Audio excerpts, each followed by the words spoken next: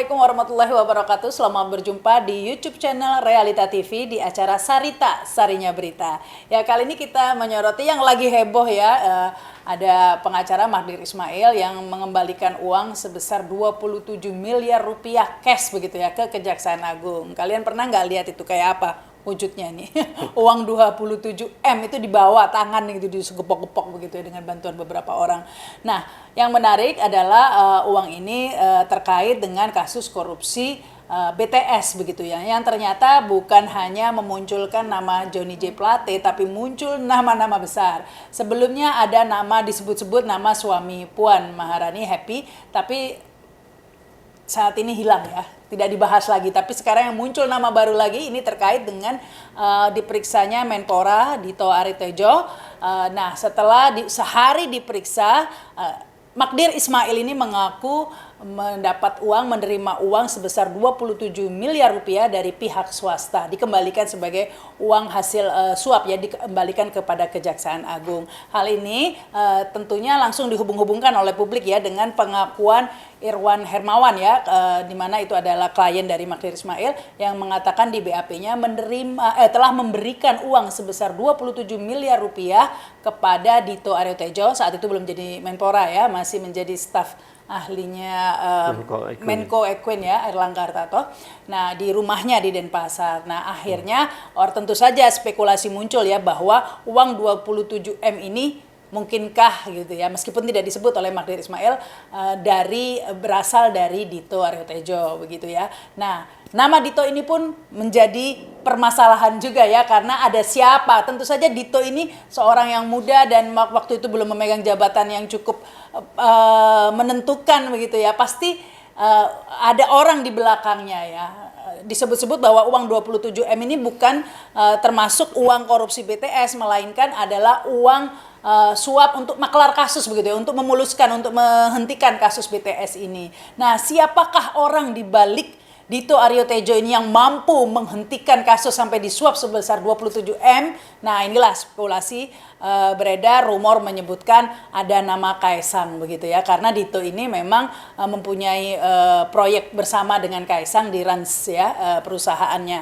Nah, ini kita untuk membahas korupsi seputar istana begitu ya. Bagaimana kita bisa mengungkapnya, mengingat ini bukan kali pertama nama Kaisang Gibran disebut-sebut. Tentu masih ingat dengan narasumber kita kali ini ada Ubedillah Badrun. Assalamualaikum ya, Kang Ubed. Salam, ya. Ini dosen sosiologi politik UNJ, tapi orang lebih banyak mengenal Kang Ubed ini sebagai orang yang telah berani begitu ya melaporkan Kaisang dan Gibran ya ke KPK begitu ya, meskipun nggak ada kelanjutannya. Ya, saya berharap masih ada waktunya untuk dilanjutkan. Ya. Pada waktunya. Pada waktu selesai setelah 2024. Bisa setelah pergantian kekuasaan. Ya, pergantian kekuasaan masih berharap. Nah, sekarang ini sebenarnya masih terkait juga ya. Orang bertanya-tanya bagaimana Kaisang yang masih muda, ada Raffi Ahmad begitu ya dalam suatu perusahaan Rans begitu, tiba-tiba bisa beli klub sepak bola begitu ya. Kalau sebelumnya ada orang Pak Rafael dulu ya dari pajak begitu ya, flexing Rubicon anaknya dan lain-lain langsung dibongkar. Ini bukan Rubicon lagi nih, klub sepak bola dan lain sebagainya. Dan sekarang ada 27 M ini yang dikait-kaitkan. Ini kalau Kang Ubed melihatnya seperti apa nih? Saya melihatnya ini adalah problem yang sangat serius, karena di balik itu kan kasusnya saja misalnya korupsi ini kan hampir kurang lebih 8 triliun BTS ya. Dari 10 triliun proyek, 8 triliun dikorupsi. Artinya proyek itu hanya dijalankan 2 triliun. Angka 8 triliun itu tidak mungkin hanya diambil oleh satu orang. Bancaan pasti. Itu pasti banyakan. Dan ini pasti beredar kemana? Ke mereka-mereka yang punya relasi dengan kekuasaan. Nah, kebetulan yang berkuasa ini kan jejaring dengan pebisnis yang kemudian menjalankan proyek itu ternyata ada kaitannya dengan keluarga dan lain-lain. Nah, kemudian terkait kemudian muncul ada upaya suap untuk menghentikan kasus BTS, saya kira ini persoalan sangat serius. Karena betapa sebuah skandal besar yang merugikan negara itu bisa dihentikan hanya dengan 27 miliar. Nah, persoalannya siapa yang punya otoritas dan punya pengaruh besar menghentikan kasus 8 triliun? Itu nggak mungkin orang biasa. Nah, saya berharap ini kejaksaan sangat serius sebetulnya untuk membongkar ini. Siapa yang mengembalikan 27 triliun itu? Tidak disebutkan oleh Tidak Magdir disebutkan. Ismail. Lalu kemudian uang itu diberikan kepada siapa lagi sampai punya otoritas untuk menghentikan kasus. Kalau itu diduga adalah berasal dari Dito sesuai dengan data di BAP itu, maka perlu diklarifikasi, perlu ditanya Ditonya, apakah betul ini uang dari saudara, dari Anda? Kalau Dito mengatakan bahwa iya dari saya, harus dicek, betul nggak itu uangnya Dito? Atau justru uang itu diterima oleh Dito untuk diberikan kepada orang lain yang punya akses untuk mempengaruhi, menghentikan kasus ini. Siapa mereka? Tentu orang-orang yang kenalannya Dito. Orang-orang yang dekat dengan Dito kan. Nah, di antara orang yang dekat dengan Dito adalah Kaisang. Yang punya kekuasaan. Yang punya kekuasaan, yang punya pengaruh. Pengaruh besar begitu ya. Besar keluarganya. Jadi kalau ada analisis bahwa ada kemungkinan itu Dito sangat dekat dengan Kaisang dan Kaisang dijadikan instrumen untuk menghentikan kasus, itu ada rasionalnya. Tinggal ini pekerjaan kejaksaan untuk membongkar kasus ini.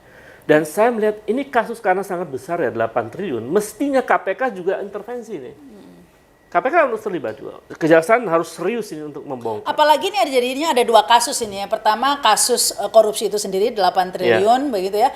Kemudian ada kasus lagi suap ini ya. Untuk menghentikan itu. Untuk menghentikan terdakwa Irwan ini yang Betul. yang tampaknya Irwan yang mengaku memberikan uang bukan hanya ke Dito, ada sejumlah uang, salah satunya ke Dito 27M begitu diberikan untuk mungkin membebaskan dirinya, mungkin untuk meredam dirinya. Iya, saya kira itu ini kan jadi semacam pola, Mbak. Pola bagaimana ada maklar kasus di situ. Ada pola bagaimana menghentikan sebuah perkara hukum yang sebetulnya dia harus tidak terjadi hal itu kan. Kalau betul-betul hukum ini betul dijalankan dengan benar di Indonesia. Tapi fenomena itu menunjukkan bahwa desas-desus yang mengatakan ada banyak maklar hukum di Indonesia yang bisa menjual belikan perkara itu memang ternyata empirik. Dan buktinya sangat konkret, ada 27 miliar itu. Jadi tidak bisa dibantah bahwa ini banyak maklar kasus dan ini kasus besar. Nah, yang maka harus dibongkar. Ini meskipun Magdir Ismail sudah membantah ya, mengatakan ini bukan dari Dito kata Magdir Ismail ya, tapi dari pihak swasta. Tapi pihak swasta itu siapa? Bisa siapa saja, bisa dari pengusaha pisang goreng atau es teler atau siapa. Makanya saya tadi katakan bahwa kejaksaan mesti melanjutkan perkara ini, dibongkar tuh dari mana? Pihak swasta itu siapa begitu siapa ya? dilanjutkan, diselidiki. Kalau kemudian tidak mengaku ya ini bahaya. Jadi memang harus sampai tuntas. Dan saya melihat Kejaksaan Agung ini juga tanggung. Menurut saya memang banyak tanda-tanda yang agak janggal sih yang dalam Kejaksaan Agung ini tidak tuntas dulu, Mbak. Jadi seolah-olah kasus ini aktor besarnya tuh tidak mau diungkap. Cukup sampai ke tumbalkan saja Johnny G. Plate aja.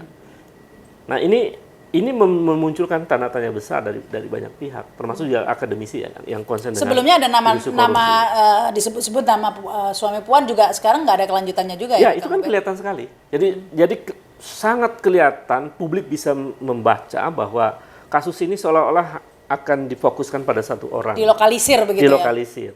Padahal 8 triliun itu nggak mungkin hanya dimakan oleh satu orang.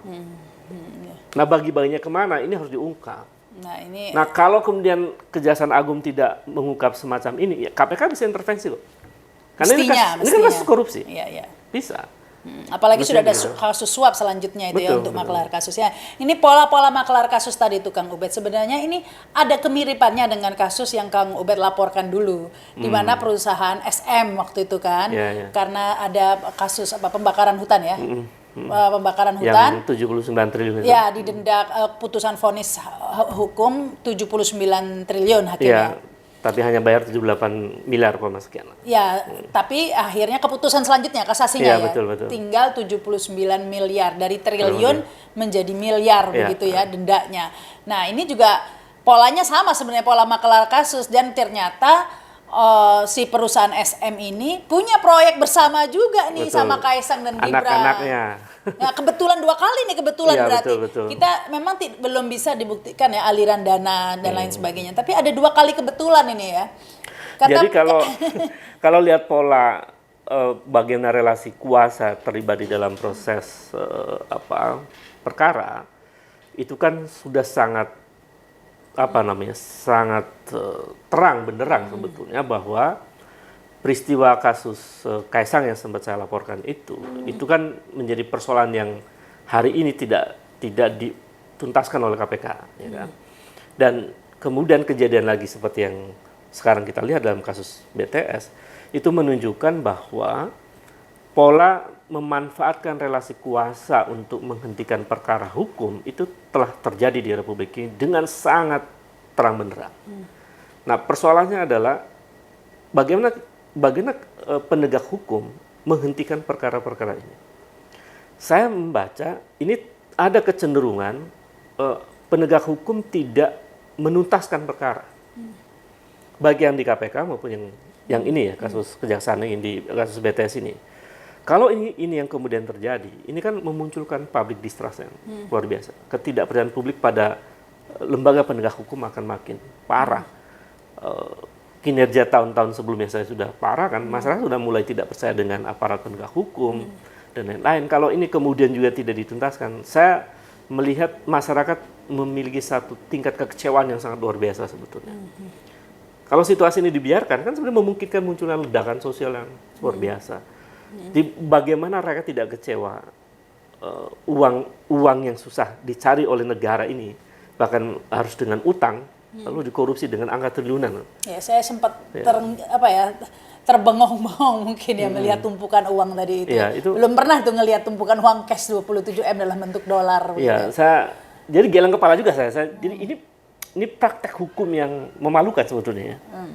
Jadi bagaimana akhirnya kemudian publik tahu bahwa ternyata pola-pola menghentikan kasus itu ternyata memang terjadi. Nah, meskipun secara logika hukum itu memang patut diduga ya, melihat relasi kuasa, tiba-tiba punya proyek bareng, tiba-tiba ini secara logika hukumnya itu nyambung begitu ya.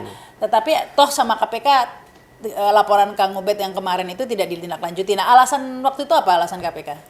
Ya sebetulnya ketika saya dipanggil kembali di KPK itu, ada pertanyaan ujung yang diskusi kita dengan penyidik itu. Kalau ini dilanjutkan, ada kemungkinan KPK harus memanggil presiden. Nah, sementara undang-undang KPK yang baru, itu sulit KPK memanggil presiden. Karena KPK di bawah presiden sekarang, di bawah eksekutif. Jadi saya sih katakan kalau itu memungkinkan dilakukan, lebih bagus.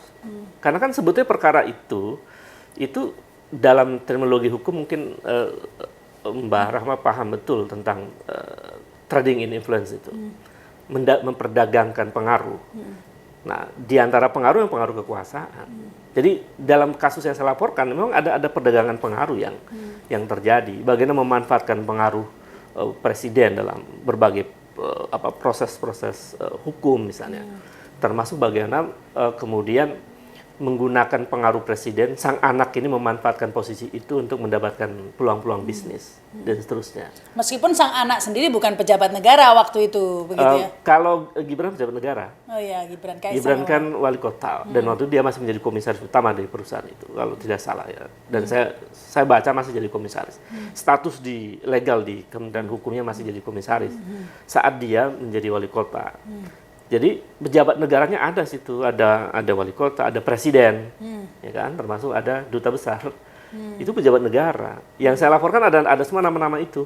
Ada nama yang tadi saya sebutkan, semuanya adalah pejabat negara. Jadi sebetulnya kalau ditanya adakah kasus korupsi dalam persoalan, ya memang korupsi. Nah, bicara soal tadi itu kan tadi disebut dubes. Saya ini coba memetakan polanya kok hampir sama dengan yang sebelumnya dan yang sekarang. Sebelumnya itu kan memang ada kasus vonis 79 triliun begitu ya, kemudian menjadi 79 M begitu ya dendanya, dan oleh perusahaan milik perusahaan SM begitu ya. Dan salah satu direksi dari SM itu setelah itu ditunjuk menjadi dubes. Sekarang pun ini kok sepertinya polanya sama. Ditonya jadi Menpora begitu gitu. Apa ini kalau kita cocok logi ini kok kayaknya sama begitu ya? Ya, jadi memang kalau kita analisis tadi kan analisis ini memungkinkan dugaan menjadi sangat kuat ya. Bagaimana kemudian seseorang yang dianggap mampu untuk menghentikan perkara, kemudian orang yang berjasa menghentikan perkara itu, dan tentu ada transaksi di situ tuh. Setorannya kan miliaran ya, mungkin tidak hanya puluhan miliar, mungkin bisa ratusan miliar, karena angkanya 8 triliun kan totalnya. Jadi maka tentu saja ada transaksi yang penguasa mendapat keuntungan di situ. Jadi kalau bagian dari kekuasaan untuk mendapat keuntungan, tentu orang yang menjadi maklar itu akan diberi hadiah. Di antara hadiahnya adalah menjadi bagian dari kekuasaan. Itu bisa saja analisnya ke sana. Kemungkinan itu bisa saja, dan pola itu terjadi. Salah satu direksi perusahaan SM yang kemarin jadi dubes setelah managing director itu. Managing director kemudian tiba-tiba langsung jadi dubes di Korea Selatan. Sementara sekarang Dito menjadi maklar. Dapat semacam maklar. Bisa diartikan mendapat hadiah begitu ya, menjadi Menpora begitu ya. Kalau awam mungkin melihat tentu harus ditindaklanjuti oleh Kejaksaan Agung ini ya. Ini kan pengamatan kita begitu ya. Karena kalau dilihat dari track recordnya Dito, saya kira tidak mencara-mencara amat kan. Tiba-tiba menjadi menteri misalnya. Ini kalau boleh saya melakukan analisisnya. Iya. Jadi, karena tiba-tiba ini punya perusahaan dengan Rans tadi di bidang olahraga. Dan gitu itu perusahaannya ada Kaisang di situ. Iya, dengan Kaisang. Di Rans Group kan. Iya, Rans Group itu jadi artinya ada kemungkinan memang ada interaksi yang intensif antara Dito dengan dan sudah sewajarnya kemungkinan seperti ini yang ibaratnya visi lah ya gitu, harusnya ditindaklanjuti oleh kejaksaan ya. Karena dulu kalau kita lihat ya beberapa waktu lalu ada Rafael gara-gara anaknya naik Rubicon dan lain-lain flexing, langsung orang tuanya dipanggil. Terus ada siapa itu menteri kesehatan, departemen kesehatan yang siapa jilbabnya tinggi itu kan ya, gara-gara gajinya cuma 5 juta tapi flexing tas branded, langsung dibongkar, diperiksa meskipun nggak ada kelanjutannya juga ya, tapi kan maksudnya minimal diperiksa ya. Nah ini harusnya begitu banyak yang mencurigakan, harusnya dicari kepastian ini oleh kejaksaan, yang dituntaskan oleh kejaksaan. Saya kira ini PR besar ya dari kejaksaan untuk membongkar kasus ini. Kalau kemudian kejaksaan tidak tuntas, ini membenarkan satu kesimpulan publik bahwa hukum kita tajam ke bawah, tumpul ke atas. Jadi mereka yang terlibat ini kan, ini kelas kakapnya ini belum dibongkar ini. Siapa saja, masa cuma Johnny G. Plate? Itu nggak mungkin. Dan seorang menteri itu sebelum mengambil keputusan proyek 10 triliun, dia pasti rapat dengan presiden. Apakah presiden tidak tahu angka 10 triliun itu? Mengapa presiden setuju proyek itu? Ini kan perlu diungkap. Nah, kalau kemudian Kejaksaan Agung tidak mengungkap ini, ya memang masih tebang pilih itu hukum kita. Ini kan ngerusak citra penegak hukum juga. Jadi sebetulnya kalau Kejaksaan Agung ini menjadikan ini momentum untuk meningkatkan kredibilitas kejaksaan, membangun kembali kepercayaan publik, saya kira jadi momentum hebat. Tapi kasus BTS ini memang bergulir ya. Saya jadi ingat Surya Paloh ketika pertama kali Johnny J. Plate ditangkap yang mengatakan silakan ungkapkan dari kanan kiri atas begitu ya. Kayaknya sudah paham ini ya petanya seperti apa polanya ya. Tetapi setelah itu muncul nama suami Puan itu, tapi setelah itu tidak ada kelanjutan. Nah, saya khawatir yang ini juga bernasib sama. Kemudian ya hilang begitu saja dengan isu-isu lainnya, isu rumput tetangga hijau lah, rumput jis maksud saya, atau rumput atau azaitu atau apa, dan kemudian akhirnya hilang lagi ini kasus ini. Jadi kalau itu yang terjadi, itu menunjukkan bahwa praktek kekuasaan kita sangat mudah mengendalikan hukum. Padahal kan logika demokrasi itu praktek trust politik kan harus betul-betul ada separation of power di situ, bahwa hukum nggak boleh diintervensi secara langsung oleh presiden, oleh kekuasaan eksekutif.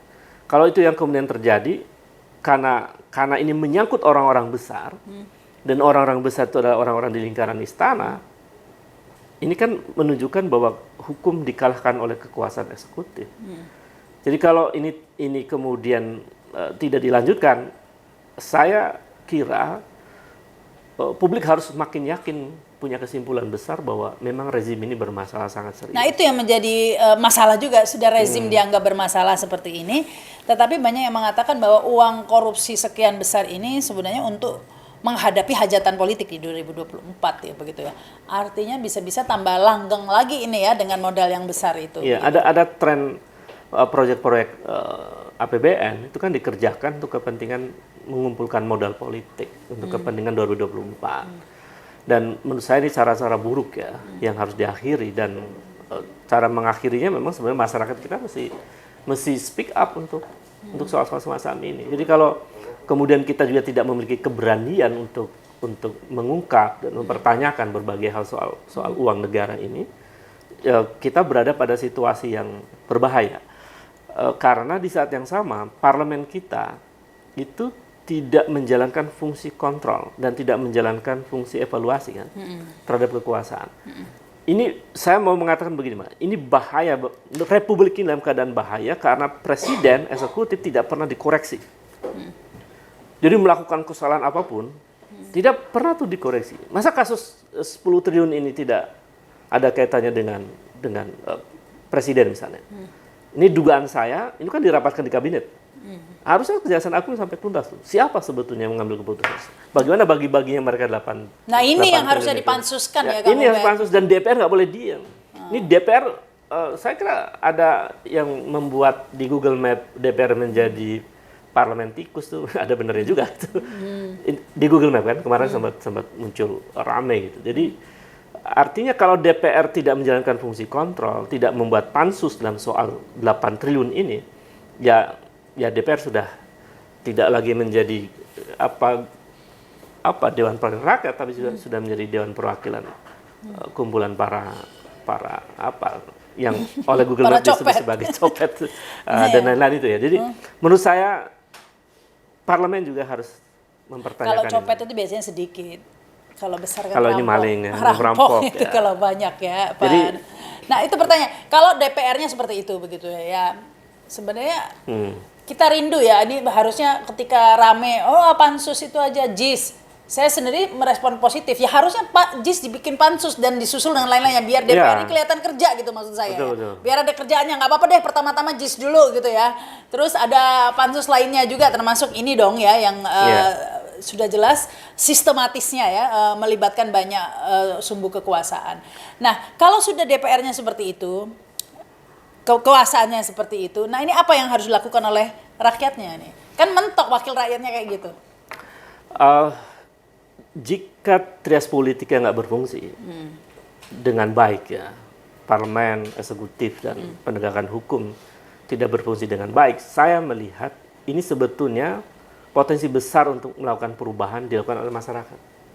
Jadi mahasiswa, kaum cendekiawan, masyarakat, buruh yang menjadi korban dari kecurangan kekuasaan ini, sudah waktunya untuk bersama-sama membenahi keadaan. Karena tidak berfungsi DPR-nya. Apakah memungkinkan terjadi perubahan besar? Mungkin. Karena ada orang bertanya, nanti aja nunggu setelah pemilu. Nggak juga. Jadi menghentikan praktek kekuasaan yang rusak ini bisa dilakukan sesaat sebelum pemilu. Nggak harus nanti aja pemilu. Tidak harus nunggu nanti kalau pemilu udah terlambat, malah udah terjadi kecurangan. Makin rusak. Makin kuat lagi makin itu. Kuat kerusakan itu. Kerusakan itu. Jadi menurut saya, ini sudah jelas-jelas kok. DPR sudah tidak berfungsi. Dulu ketika ada kasus IKTP, ada kasus dulu ada bailout Senturi, DPR-nya masih bagus tuh. Dia bikin pansus, masih menjalankan fungsi kontrol.